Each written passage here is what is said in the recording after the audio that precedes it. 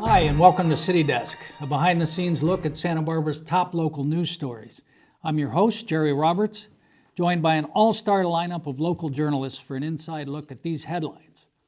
Congresswoman Lois Capps calls it quits, who's in and who's out in the race to replace her. Healthcare leaders say Obamacare has big unintended consequences in Santa Barbara.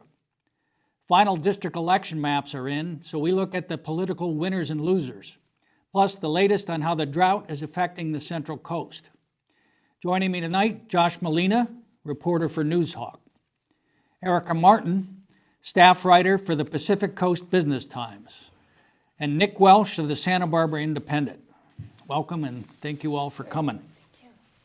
Nick, as our viewers know, Congresswoman Lois Capps announced this week that she's going to be retiring.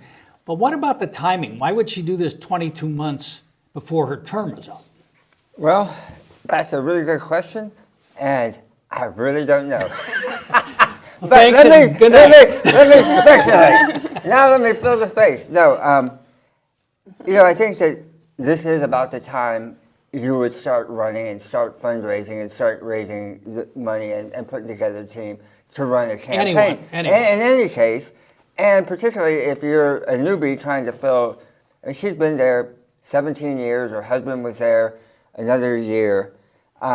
So, there's all that history that really is specific to her and the Capps family that will not transfer to anybody else, even heir parents.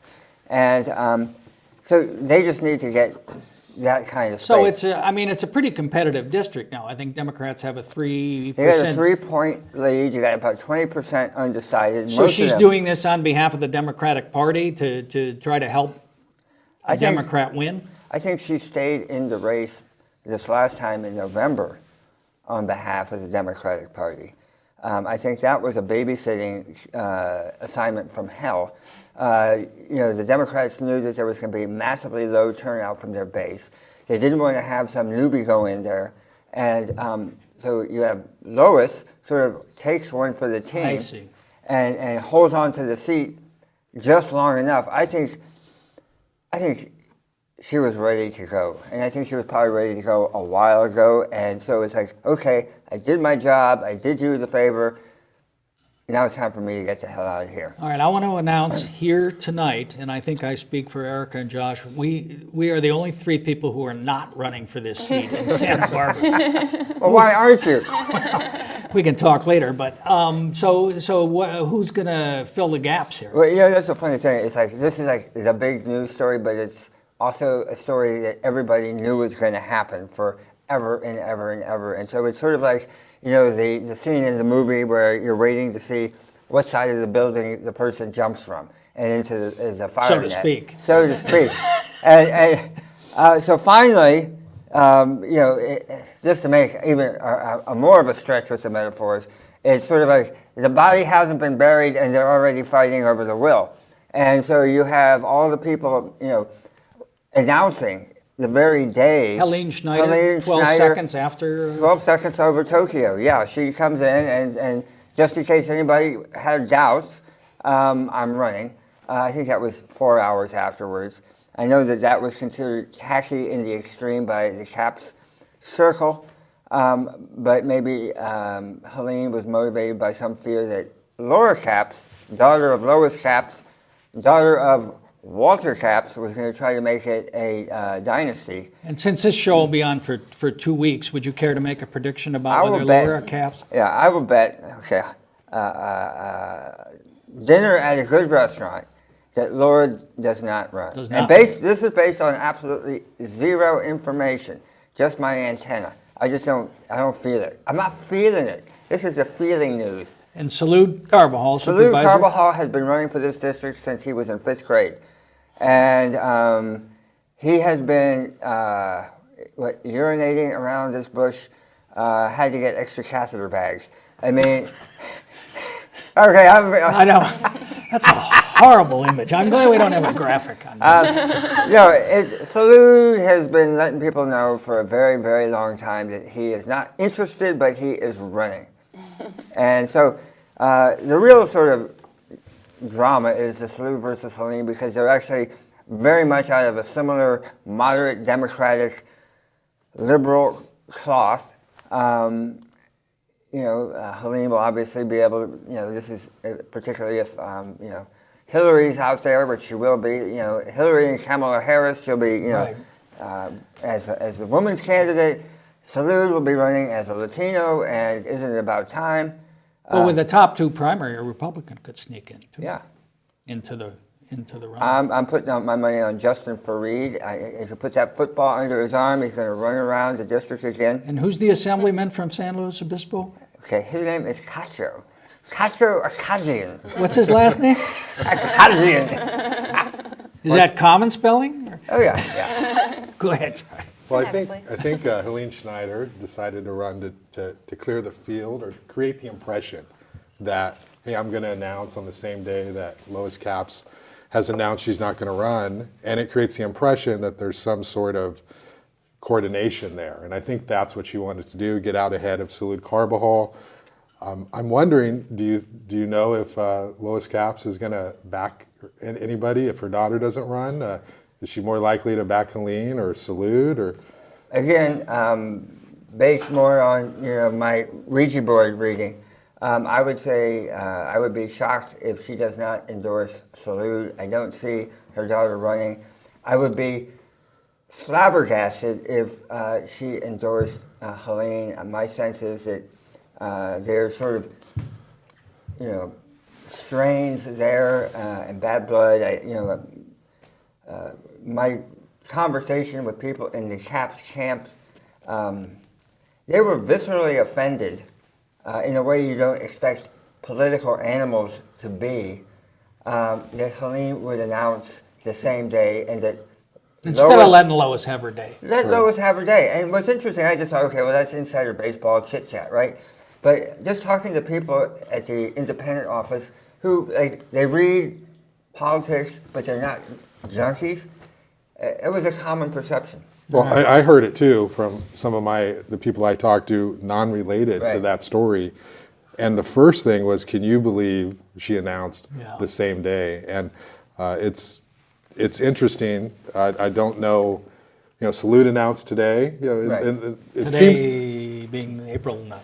the day after Lois announced. All right, yes. we got to move on.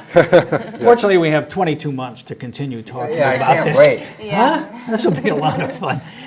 Erika, there was a big turnout the other night at the community meeting featuring local leaders of the medical community. What did they have to say about Obamacare, the effects on it, costs, and so on? Yeah, well, overall, they do seem to be kind of, happy with the general direction things are moving in.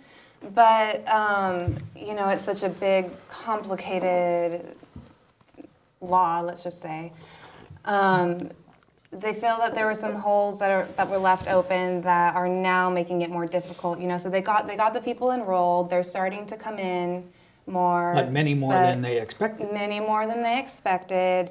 And they don't quite have their facilities ready. They don't quite have. There's just so many questions that have been raised that I think people weren't prepared for. Because it's interesting.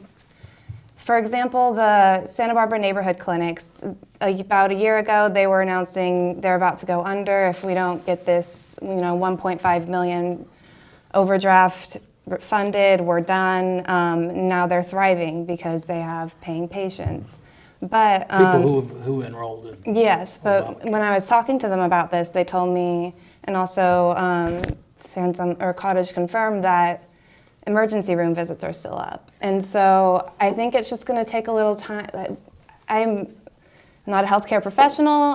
This is kind of just my feeling of the situation, but I think it's a lot that, even me, for example, I don't have a primary care physician. I think a lot of these people with new health insurance, their first task isn't to go out and find a primary care physician. They're busy people. Yeah, I mean, it's so counterintuitive, because that was one of the big arguments, Yeah. was we'll be able to drive costs down for people who have insurance because people will stop using the emergency room and you don't have to be subsidizing. But it sounds like the opposite is Yeah, happening. well, so they're still just, kind of in the habit of going to the emergency room as the first.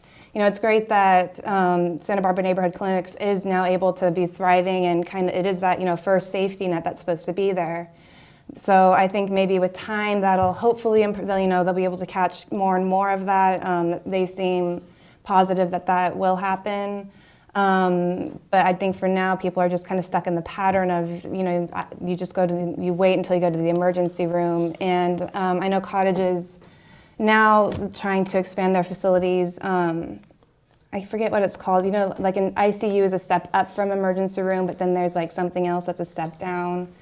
Can't remember the exact medical term, but they're trying to get a lot of more space. Urgency care? Yeah, exactly. So that they can maybe transfer people who come into the ER directly to there if they don't need the ER assistance. Because I think in my own family's recent experience, we've had a couple of situations where we needed to see a primary care doctor, wasn't available. We went to the urgent care. Hey, welcome to urgent care. You got 3 hours. I hope you brought a book. And so you just say, hell with that, and you go to the ER, knowing that this is a really stupid use of the resource, but when you gotta go, you gotta go. So that's twice. And I was wondering, did you get any sense from the speakers what kind of effect this has had on primary care doctors? We've been hearing a lot about the gap. Yeah. How worse off are we?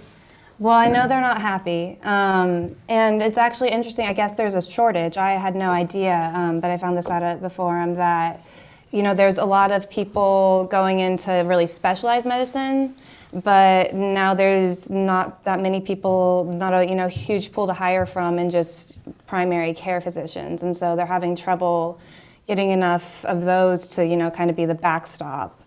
And they don't get paid as much either. Yeah, so that's probably a large reason why people aren't going into it. And so I think we're just going to need, a lot of the problem, it sounds like, is just cost now.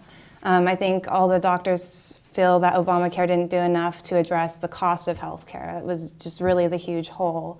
And so that's, creating a whole new set of problems now that you have all these extra people. And So there's a lot more people enrolled than they expected. Huh? yeah, I guess so. They were expecting to enroll, I think, 40,000 in the first 12 months. In Santa Barbara County. Yeah, 30 or 40,000, and it ended up being twice that amount in Wow. 18 months. And now it's, in Santa Barbara County alone, 106,000 people have Medi-Cal, which is a fourth of the population.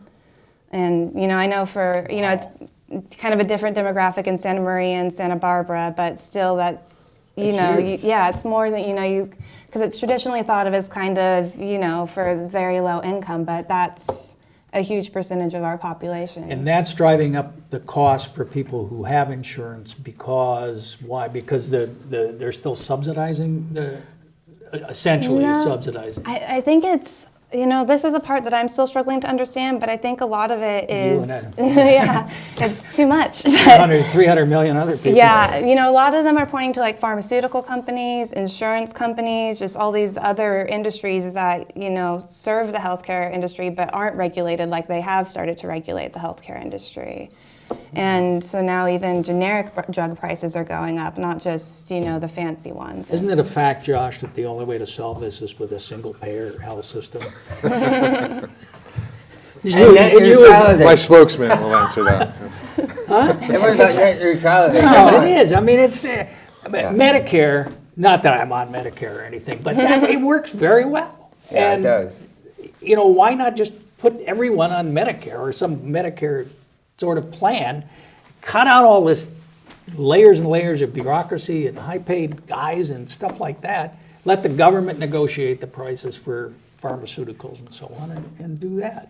Yeah, and I think what the doctors want is to move from less of a fee-for-service-based sort of model, but then also there's a company, In Touch Health, based in Santa Barbara, who is big in telemedicine. They create robots that kind of allow doctors to work remotely and go into work with the patient in an ICU when they're somewhere else. And they actually built this with iRobot, the people who built Roomba, so it's really advanced technology, and they're now trying to bring this into people's homes. So, because now with the new stipulations of the law, it's like people used to, if you didn't do a good job on a surgery, no big deal, they'll come back, we'll make more money, So now they're trying to get this home, bring the robots into the house, to continue service, not, keep checking up on people. Hopefully they won't have to come back. But then the question is, how do you, charge for that service, and how is that structured? And I was talking with the CEO, Yulin Wang, and he said that's going to be their biggest problem in, really expanding this new technology that could be really helpful to the health system, but they just don't know how to handle payments It's for how you it. get that covered by your insurance. Yeah, that was. By the way, did you walk by and see them ripping the old hospital building down? Over on Canadian? Yeah, no, on Pueblo Street. I was taking my dog to the vet that morning, so I missed that. It's pretty interesting. You should definitely go over there Yeah. before it's over. All right, well, thank you. Thank you. That'll be a long-running story. Yeah. Even longer than Lois Capps. I think it will. Yeah. I think it will. Yeah. All right, Josh, you did an analysis in Noozhawk of which neighborhoods winning city council candidates have come from, and of course, we have the new district lines. I guess they're final now, right? Everybody signed off on them. How is that likely to be affected by district elections? There's going to be less people, I guess, from those neighborhoods who win. Yeah, well, I thought it was kind of interesting to look at where the candidates had been coming from, trying to understand, do we have some candidates who run from certain areas more often than not? And what I found was a lot of people on the Riviera run, a lot of people on the Mesa run, and the people who get elected are the ones sort of around the city, the Mesa, the Riviera, and we haven't had a lot of downtown, east side, west side people getting elected. They have run for Come on, we office. got Mayor Helene Schneider, we got Kathy Maria. The West Side rules. Exactly, right, and we I live there. We have, that was what some of the data showed was the west side, which with the new district has is majority Hispanic voter registration, and we've seen Mayor Helene Schneider be elected there 4 times now, and top vote getter, second top. Kathy Murillo is there. We haven't had anybody elected from the east side except for Das Williams, who's the only guy in the last 10 years who's been elected. He lived there briefly when he wasn't He's- moving to he's- Carpinteria, right? Yeah, he's moved around, but he lived there at the time when he ran, and he lived over on another side of town. But yeah, so he's the only person in the last 10 years to get elected. How So many people have actually even run from that area? like 44 or from, From the east side? yeah, let's see, I can In tell you right what now. period of time? I looked at it the last 10 years, and we had 1, 2, 3, 4, 5, 6, 7 people run. in the last 10 years. Only 7. From the east side, yes. And yeah, so that was kind of interesting to me to sort of look at where they're coming from. Ironically, San Roque is this incredibly high voter turnout, but we haven't seen a lot of people run from San Roque or get They elected. don't need the salary. They don't need to. So anyway, how is that going to change? How does that sort out? Yeah. So we're going to have to, people on the Riviera are going to only be able to pick one person every 4 years. So that's going to change. Right now we have Benny White on the Riviera. We have Frank Hotchkiss there. And Dale Francisco's not on the Riviera, but with these new districts, he technically would be, even though he's not in real time today, but he would be in the new district. So you're going to have voters having to choose, and I guess you're going to have to decide whether you want to run or not if there are 2 viable candidates. And I think it favors basically all of the incumbents because if you're in and that's your district, you could be pretty foolish trying to take somebody on and try So to how oust many them. of the incumbents would be in a single district now? I mean, if the election was today, they would have to compete against each other. Well, we would have Frank and Bendy White. They're both on the Riviera. And interestingly enough, Greg Hart lives on the Mesa, and Randy Rouse is running for re-election, and he lives on the Mesa. So those would be the 2 examples, the Riviera and the Mesa. And so we're going to have, essentially, Randy running for re-election, And presumably he's going to win as the incumbent.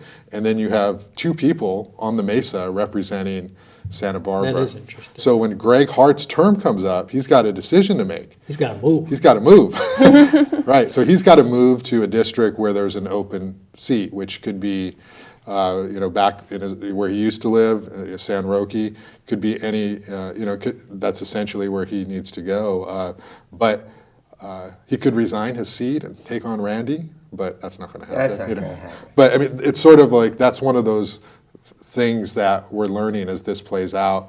He's going to have to do that. Interestingly enough, there is a push and an effort to move city council elections to even years, and this would increase voter turnout, presumably, tied with presidential or other national races. So that would be something that would need to happen this year. It so could? Are you at least for this November? yeah, I am hearing that there's an effort. You mean we wouldn't have an election this November? No, we would, but we would put on the ballot because it would be a charter amendment. And the voters would have to decide whether to move the elections to an even year. And that's a very serious effort that is going to be happening, and some of the council members are going to be bringing that forward. And the rub with that is, okay, let's say the voters go for that. The decision is, well, when do you go even? Do you go even next year? Mm-hmm. That's quick. And some people then will have to shorten their terms. Guys like Greg Hart will only have 3 years, and then they'll have to run again. Or do you give them an extra year, so then you do 2018, and that affects the other people who were just elected. So that is the decision, and I don't think voters want to give people an extra year in office. I don't think so. But it's better in LA. In LA, they went from odd to even, and the way they finessed it with the electeds was to give them the extra year. Right. I know that the Dems and the progressives are trying to get it done so that they lose a year. But I don't know how you sell that to the council. Is there any dominoes that in these two stories, the Cap's retirement and district election? So if Salud wins, or even if he doesn't, he runs for Congress, that opens up his seat, the first district seat on the Board of Supervisors, which Doss Williams is going to run for that seat, and I think he was counting on Salud to run. So then there's an assembly. And then Monique Limon on the school board has pretty much claimed the assembly seat already. She's pulled papers. She's told people she's going to run. Oh, really? And she's in there. So she hasn't had the formal press release. And what about Dale Francisco? Is he going to run? What's he going to run for? Is he going to run for Congress? I hope he does. You know, the thing about Dale, every town needs to have the disdainful, contemptuous conservative. And, Dale does it to perfection. How do you really feel about it? Yeah, he's really good. And the problem with Dale is that he's really smart and he asks really good questions. But he just... The other problem with Dale is he reads books as while people are talking. speaking. And he is so disdainful. It's hard to imagine that temperament playing anywhere. All right. Except Fox News. But he's a smart candidate. No, he's a and smart he would fellow. definitely make the race, interesting. He'd for make sure. it much more interesting. All right, let's wrap up with a little bit on the drought, because I guess the council voted that we're all going to be paying a lot more for water. The governor, of course, is mandating 25% conservation for everybody except agriculture, which only uses 80% of the water. And there's a big controversy that's going on. I know that the avocado growers didn't get what they wanted from the council. They wanted to have access to cheaper water. But I think they're about the only growers in the state that aren't. And the controversy is about almonds. Okay? All right, we got almonds. We got... How many gallons of water are there in your toilet there? 12.4? No, 6. Okay. One almond takes 1 gallon of water. So there is 3, 4, 5, 6. You can flush your toilet or you can eat these 6 almonds. Right? How long do you take a shower, Josh? 7 minutes. 7 minutes? Okay, that's 14. 8. You can finish the almonds or you can take a shower. I recommend you go for the shower. So I mean, this is going to be a huge thing, I think. No, I mean, it is going to be a huge thing. And I mean, I'm actually glad the governor is sort of throwing these Molotov cocktails out there. Finally, somebody in a sort of a position of executive authority says, hey, wake up. Now, it's a complete, the idea that you're letting ag off the hook, we'll come back to that later. But right now, just to wake up most people, because we're all sort of in our remote control, everything's going to work out. We're just, it's just going to go away. And it's not. And so first it was 25%, but if you look at the fine print, for some districts, they're talking about it's going to be 35, and if you don't hit it, you have a $10,000 a day fine for every day your customers fail to meet it. So the problem with all this, at a certain point, is we get into water cops, we get into police state, and local and telling water people what crops they Yeah. can grow and not grow. Except the governor does not want to go there. Something interesting that I think a lot of people just don't know about that's happening is a lot of huge, publicly traded companies. I don't know which ones in this region. I'm from the Central Valley, and my dad's a farmer. And I know, He doesn't grow almonds, does he? walnuts, but only 6 acres. We bought the property to build a house on. Okay, all right. It's not his thing. 6 acres. Okay. But so companies like Nike are coming in since, after the stock market crash, they thought, let's put our money into something like commodities, maybe a little more stable.